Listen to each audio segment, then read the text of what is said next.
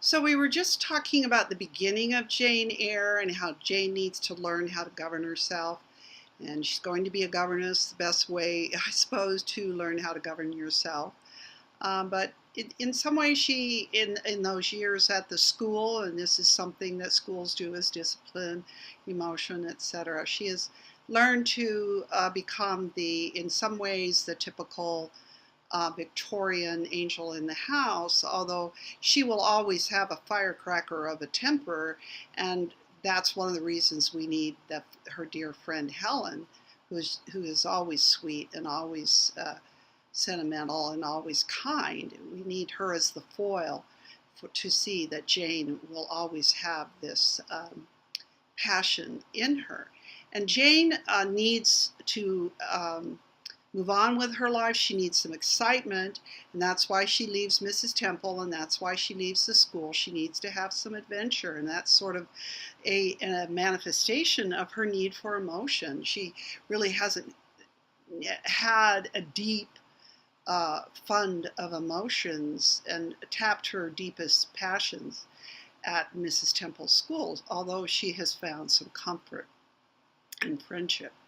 And so she goes to Lowood, and even there, she's like a little bit smothered, and nothing much is going on.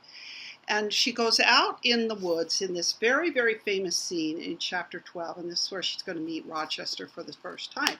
And of course, the sounds, the imagery, etc. It's a very sexual, passionate moment, even though she can't say, "Oh, I just was overwhelmed by him sexually." She says, and I think this is kind of the flip side of what I talked about in the first lecture. She says, "The ground was hard, the air was still, my road was lonely. I walked fast till I got warm, and then I walked slowly to enjoy and analyze the species of pleasure brooding for me in the hour and situation." In some ways, she has learned what Wordsworth has taught us, and that is to consider the spontaneous overflow of emotion recollected in tranquility. It isn't just the spontaneous overflow of emotion, it is how it is recollected in tranquility. And Jane seems to be doing that on purpose in this scene. She's calm, she enjoys the scene, she's quiet, she enjoys the quiet.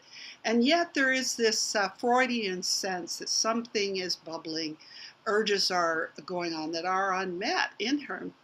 And so there is this suggestion that this masculine penetration of the forest with the clattering of the huge horse and of the guy trash dog named Pilot, and this rough beast of Rochester crashing, literally crashing and clattering and making all sorts of frightening and loud noises into the scene is just what Jane needs to open her back up to her emotions and her deep passions. And yet she is as cool as a cucumber when she meets him. And a scholar named John Kusich, has suggested that in the Victorian period in the novel, and he includes Charlotte Bronte in this, that the passions in the novel are the most powerful when they are most repressed. And in this moment, we see Jane taking charge of the scene. She's not afraid. She keeps repeating to him, she's not afraid. She doesn't care if it's dark. She's used to walking out alone and taking care of herself, and making sure that she is safe in these risky moments. And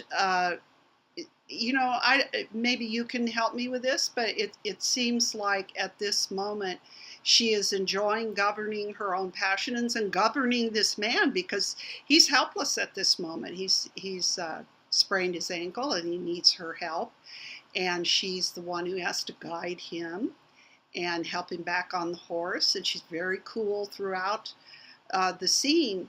And yet there is this sense that this is the spark that she has been looking for. This is the man who matches her own passion. and whom she will have to conquer, govern. She's going to have to govern him and not the other way around, and train him that his overwhelming passions cannot be the same as Jean's, where they become violent and overthrow every woman who's on the scene. So I think it's interesting to compare these two scenes in terms of passion and how Jane Austen, Charlotte Bronte is like Jane Austen, very complex and sophisticated in how she navigates how a woman can feel in this time period.